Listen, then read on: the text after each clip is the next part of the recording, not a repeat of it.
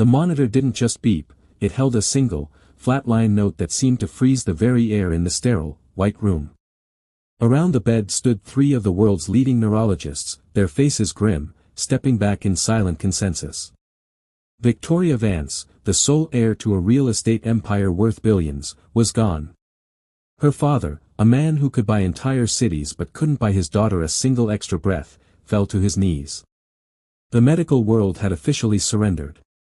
But as the security guards moved to clear the room, a 19-year-old farm boy in a faded flannel shirt slipped past the velvet ropes. He didn't look at the flashing lights or the weeping tycoon. He leaned down, pressed his lips close to the girl's cold ear, and whispered exactly 3 words. What happened next defied every law of modern medical science, ignited a multi-billion-dollar family war, and uncovered a dark secret the Vance empire had spent 2 decades trying to bury in the dirt. Welcome back, everyone. If you're new here, grab a seat because tonight's story is one of the most emotional ones we've ever told. Before we begin, tell me, where are you watching from today? Which country do you call home? Drop it in the comments. I love seeing how far this little community reaches. Tonight's story is about pride, cruelty. To understand how a boy who spent his mornings shoveling hay ended up in the most exclusive private ICU wing in Manhattan, you have to understand the sheer, terrifying scale of the Vance family fortune. Arthur Vance didn't just have money, he had the kind of wealth that alters the geography of cities. He owned skyscrapers that cut through the clouds, shipping lanes that crossed oceans, and politicians who answered his calls on the first ring.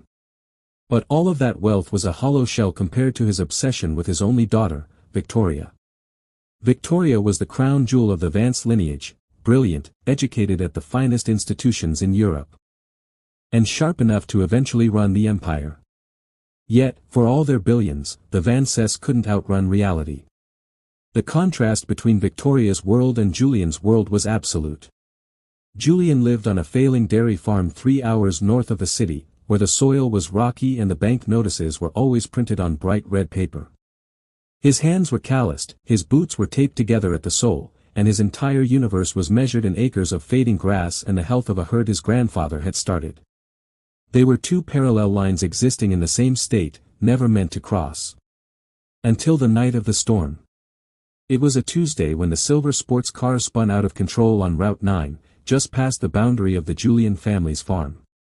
The vehicle didn't just crash, it rolled 3 times before coming to rest upside down in a flooded ditch. When Julian found the wreckage, the engine was still smoking, hissed at by the pouring rain. He didn't know who was inside. He didn't care about the custom leather interior or the imported crest on the steering wheel. He only saw a girl, trapped, her pulse fluttering like a trapped bird beneath her skin. He used a rusted iron crowbar from his truck to pry the door open, pulling her from the rising water just seconds before the electrical system sparked into an inferno. When the paramedics arrived, followed closely by a fleet of black SUVs carrying Arthur Vance's personal security detail, Julian was pushed aside into the mud. He watched as they loaded her into a helicopter that tore through the night sky toward Manhattan. He was left with nothing but a streak of her blood on his jacket and a silver locket he had found caught on his sleeve during the rescue, a locket containing a picture of a woman who looked exactly like Victoria, but wore the simple clothing of a peasant. For weeks, Julian tried to return to his life, but the city had a way of pulling at him. The news was flooded with updates on Victoria Vance's condition. The crash had triggered a rare, cascading neurological shutdown. Arthur Vance flew in specialists from Tokyo, Zurich, and London. They used experimental drugs, millions of dollars in equipment, and procedures that hadn't even been approved by medical boards yet. But money, it turned out, could not rebuild a shattered neural pathway. As the days bled into weeks, Victoria's condition deteriorated until she entered a state of absolute unresponsiveness. The press labeled her the sleeping heiress. Inside the hospital, the atmosphere grew desperate. Arthur Vance's brother, Thomas, began quietly maneuvering behind the scenes to assume control of the family trust, arguing that the empire could not be left dangling by a medical thread. The hospital room became a battlefield of corporate greed disguised as family grief.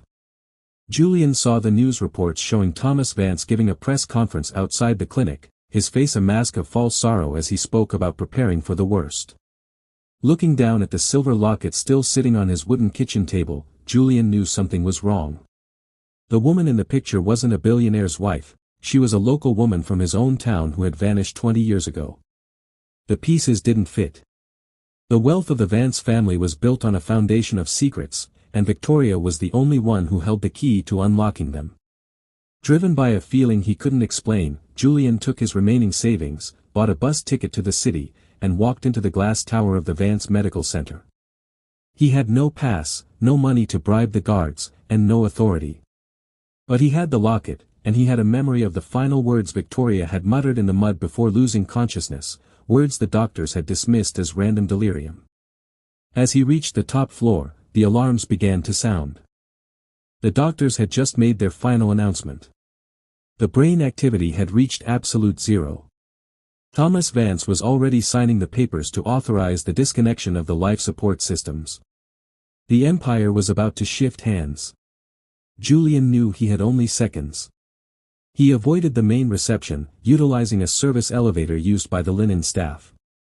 When he burst into the room, the tension was thick enough to break. Arthur Vance was staring out the window, defeated. Thomas was whispering to a lawyer. The doctors were stepping away from the bed. Julian didn't hesitate. He crossed the room before security could react. He bent over the bed, looking at the pale, still face of the girl he had pulled from the burning metal. He didn't offer a prayer, and he didn't invoke medicine. He leaned in, his voice cutting through the silence of the room, and whispered the three words that changed everything. The words hadn't even fully left Julian's lips when the flat line on the primary medical monitor violently fractured. A sharp, jagged spike tore across the green screen, followed immediately by the frantic, rhythmic blinking of the pulse indicator. The machine began to wail, not with the dull drone of death, but with the chaotic urgency of sudden life. Victoria's chest rose sharply, a deep, ragged gasp tearing from her throat as if she were breaking through the surface of deep water. Her eyelids fluttered, then opened wide, her pupils dilating as she stared directly at the farm boy standing over her. The room erupted into absolute chaos. The chief neurologist scrambled forward, nearly knocking over an four stand, his eyes wide with a mixture of professional disbelief and raw terror. Security guards who had been a second away from tackling Julian to the floor froze mid-stride, their hands hovering over their holsters. Arthur Vance spun around from the window, his breath catching in his throat as he witnessed his daughter's fingers twitch then curl around Julian's calloused hand. But amidst the medical panic, it was Thomas Vance's reaction that signaled the true danger. Thomas didn't look relieved, he looked horrified. His face drained of color, his jaw tightening as he stared at the boy in the flannel shirt. He stepped backward, out of the immediate circle of doctors, his gaze locked on the silver locket that had slipped out of Julian's pocket and now lay glinting on the sterile white bedding. Within minutes, Julian was aggressively escorted out of the intensive care unit, not by the police, but by Arthur Vance's private, heavily armed security team. He wasn't taken to a cell, he was brought down to the sub-basement of the medical complex, into a private boardroom lined with soundproof glass and dark mahogany. An hour later, the heavy door clicked open. Arthur Vance walked in alone. The billionaire looked older than his years, the sharp lines of his tailored suit contrasting sharply with the deep, dark circles under his eyes. He didn't sit down. He walked straight to the end of the long table, slammed his palms down onto the wood, and looked at Julian with an intensity that had crushed rival corporations. "Who are you?" Arthur demanded, his voice a low, dangerous rumble. "And what did you say to my daughter?" Julian met the billionaire's gaze without blinking. The contrast between them was stark, the man who controlled the city's skyline versus the boy who understood the language of the earth. Julian reached into his pocket, pulled out the silver locket, and slid it across the polished wood table. It stopped right against Arthur's hand. "I'm the person who pulled her out of the river," Julian said quietly. "And I didn't say anything the doctors didn't already know. I just reminded her of the name they tried to make her forget." Arthur looked down at the locket. When he saw the engraving on the back, a small, stylized leaf identical to the brand used on the Julian family farm, his composure cracked.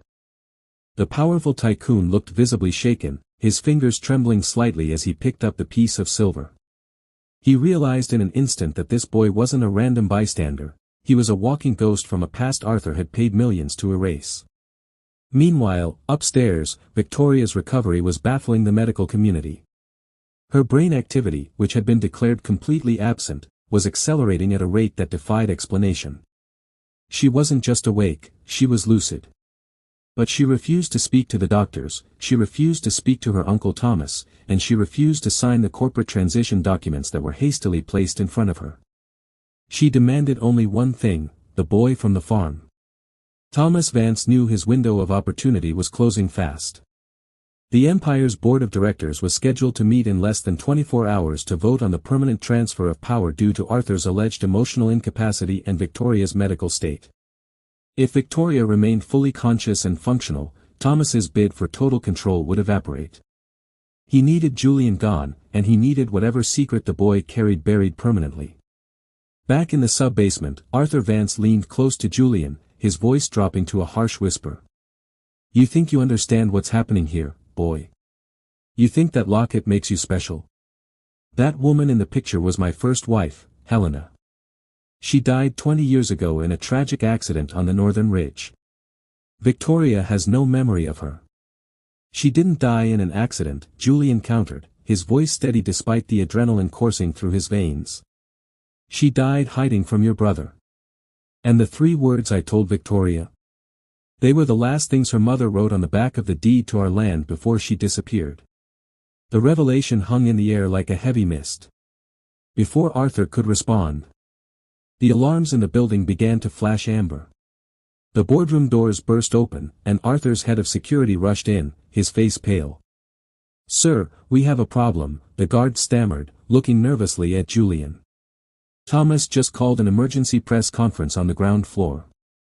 He's presenting a new medical evaluation signed by the vice chair of neurology. They're claiming Victoria's sudden awakening is a temporary, chemically induced spike, and they're moving to place her under immediate legal guardianship."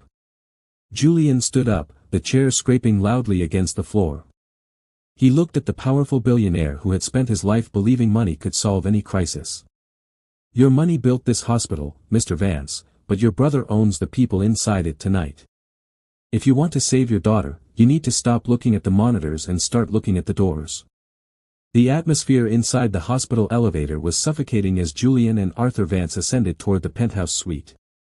The gilded mirrors reflected 2 entirely different worlds colliding, a man who bought reality, and a boy who survived it. Arthur adjusted his cuffs, his knuckles white, while Julian remained perfectly still, his eyes fixed on the floor indicator as the numbers climbed.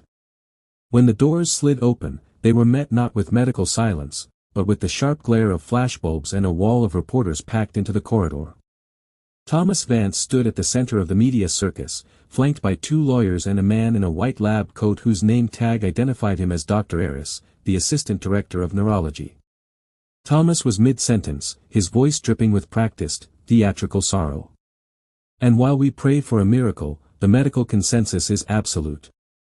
This sudden neurological surge is merely the final, involuntary reflex of a failing system. For the stability of the Vance Group and the protection of my niece's remaining dignity, we must transition leadership immediately. The only thing failing in this room, Thomas, is your timing," Arthur's voice boomed, cutting through the murmurs of the press. The reporters spun around, lenses clicking frantically as Arthur and Julian stepped into the light. Thomas's expression hardened, his eyes darting to Julian with a venomous intensity. He quickly signaled his legal team, who stepped forward to block Arthur's path to Victoria's room. "Arthur, please, you're emotional," Thomas said smoothly, raising his hands in a gesture of false comfort.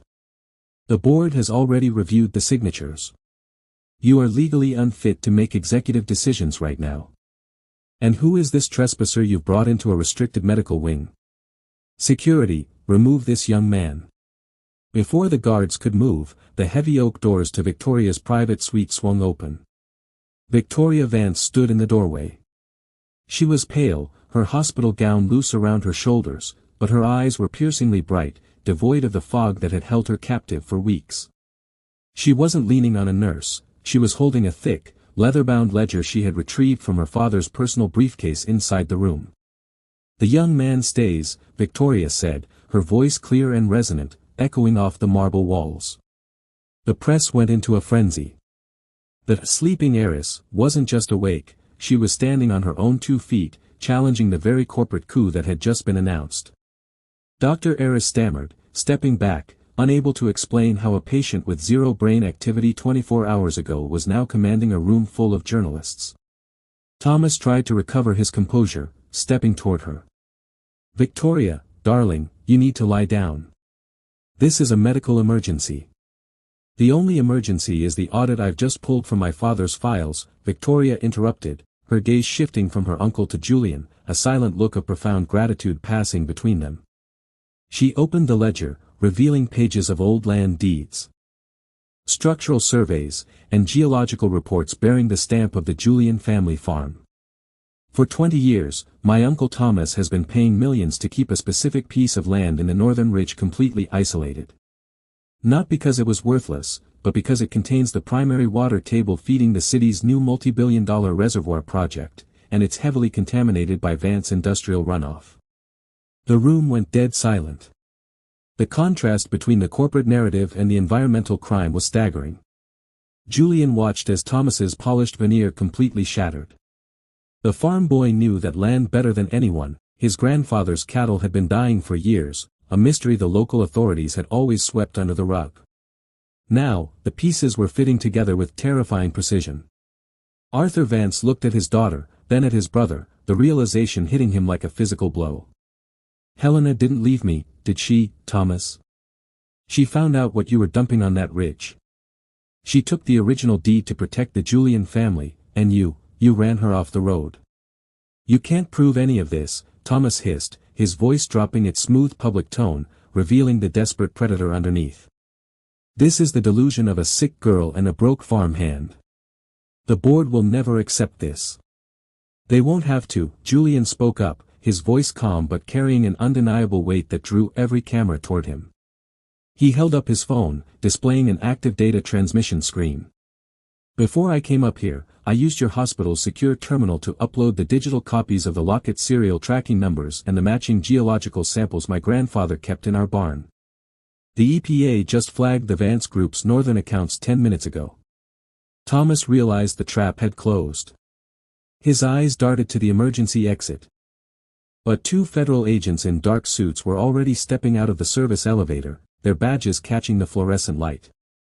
The corporate empire hadn't just been challenged, its foundations were being systematically dismantled by the very secrets it had tried to bury in the mud. As the agents moved in to arrest Thomas and his legal team, Arthur Vance turned to Julian, extending a hand that had once signed treaties and broken markets. For the first time, the billionaire looked at the farm boy not as an intruder, but as an equal. But Julian didn't take the hand immediately.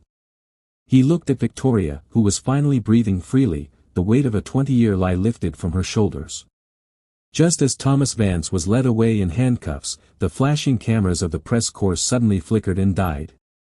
A low, ominous hum vibrated through the floorboards of the penthouse suite. The primary backup generators roared to life, casting the entire medical wing in an eerie, amber emergency glow. The federal agents stopped in their tracks, their radios crackling with chaotic static.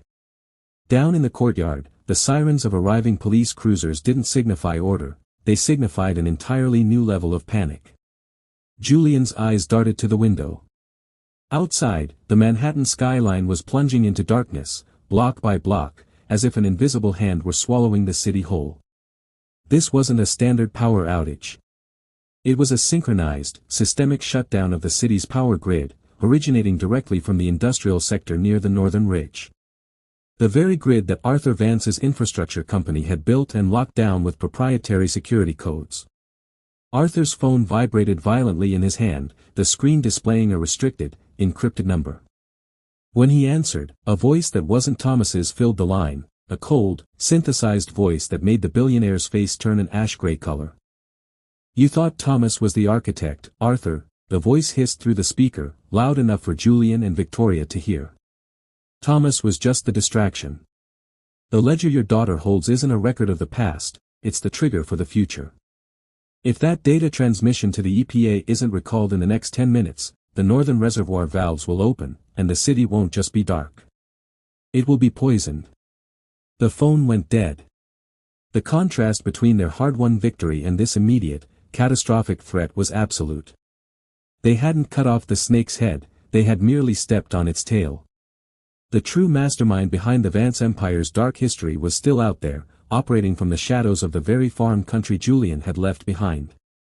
Victoria grabbed Julian's arm, her grip surprisingly tight for someone who had just escaped a coma. The 3 words, she whispered, her eyes wide with a sudden, terrifying realization. Julian, the 3 words you told me, they weren't just a memory of my mother. They were a security override code for the reservoir's automated safety valves. My mother didn't just hide the deed, she encrypted the entire infrastructure system using the coordinates of your farm. Julian felt a cold dread settle in his stomach. The 3 words he had found carved into the back of the locket, the words that had shocked Victoria's brain back to life, were a digital key. And by speaking them aloud in a room wired with corporate surveillance, he hadn't just saved her. He had inadvertently broadcasted the master key to whoever was listening on the other side of the network. We have to go back, Julian said, his voice dropping to a fierce whisper as he looked at Arthur. They aren't controlling this from the city. The server that overrides the manual backup valves is located inside the old pump house on the edge of my family's land. If someone is there, they have direct physical access to the entire city's water supply. Arthur didn't hesitate. The ruthless tycoon was gone, replaced by a father who realized his daughter was still in the crosshairs of an invisible enemy. My private chopper is on the roof pad. It runs on an independent, military-grade navigation system unaffected by the grid failure. We leave now. As they rushed toward the service stairs leading to the helipad, the heavy fire doors behind them slammed shut with a deafening metallic clang. The electronic locks clicked into place, sealing them inside the concrete stairwell. The amber emergency lights suddenly shifted to a deep, blood-red hue. A speaker on the wall crackled to life. You're not leaving the building, Mr. Vance. The script has already been written. The billionaire's daughter dies of a neurological relapse, the farm boy is blamed for the sabotage, and the Vance group rises from the ashes under new management. The air inside the stairwell began to hiss as the ventilation system reversed, pulling air out of the enclosure rather than pumping it in.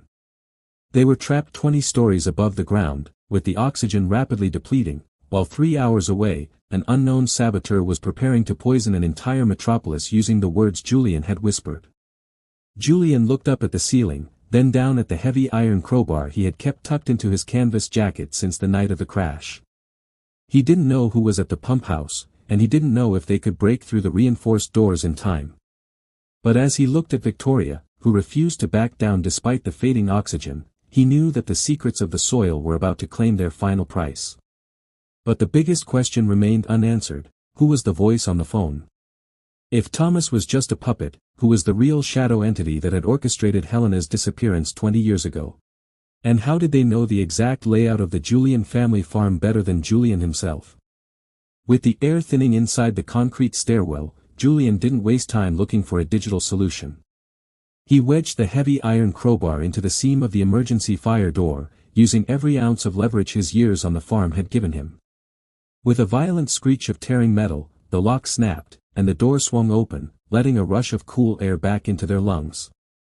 They tore up the remaining steps to the helipad, the blades of Arthur's black chopper already cutting through the midnight air, silhouetted against a completely blacked-out Manhattan. As the helicopter lifted off, racing north toward the rocky soil of the Julian farm, Victoria held the silver locket tightly in her palm. The contrast between the dark sky above and the dark truth below was paralyzing. In just 90 minutes, the automated valves would release the contaminated runoff into the city's veins. When they landed in the overgrown pasture of the farm, the old pump house was covered in heavy fog. They burst through the wooden doors, torches cutting through the damp darkness. But there was no masked saboteur or high-tech mercenary waiting for them. Sitting at the main terminal, typing lines of override code into a glowing laptop, was Julian's own grandfather. Julian froze, the flashlight trembling in his hand. Grandfather, why? The old man turned around, his face weathered by decades of hard labor and bitter resentment. He didn't look ashamed, he looked vindicated. Because 20 years ago, Arthur Vance didn't just dump chemicals on our ridge, Julian. He used his brother Thomas to systematically destroy every small farm in this valley so he could buy the land for pennies. Your grandmother didn't die of illness, she died because of what was in that water. Helena Vance found out, and she tried to give me the proof. But they chased her into that river. I've waited 20 years for the Vance family to pay for what they took from us. By poisoning innocent people? Julian asked, his voice breaking as he stepped between his grandfather and Victoria. By exposing them to the reality we lived every single day, the old man countered, his finger hovering over the final enter key that would seal the city's fate. Arthur Vance stepped forward, dropping to his knees on the damp concrete floor. The billionaire who once held the world in his hands looked completely broken. Take the empire, Arthur whispered. Take the land, take the money. Just let the children live. The crime was mine, not theirs. The old man looked at Arthur, then at Julian's calloused hands, and finally at Victoria, who bore the exact same expression of fierce determination that her mother Helena had held 20 years ago. The silence in the pump house was deafening, a heavy, suffocating weight as the countdown clock on the terminal reached its final 10 seconds. What would you do if you were in Julian's shoes? Would you stand by your family to avenge a 20-year-old crime, or would you risk everything to save the daughter of the man who ruined your life? The line between justice and vengeance is never as clear as it seems in the dark. If this story proved to you that the most dangerous secrets are always buried closest to home, drop a comment below with the word truth, and tell us what you think Julian's grandfather did in those final 5 seconds. Don't let the screen go dark on you like the Manhattan skyline. Smash that subscribe button, hit the like bell to activate your own notifications, and check out the pinned comment below for our exclusive deep dive into the real-world corporate conspiracies that inspired this storytelling journey. The vault is open, and we're just getting started.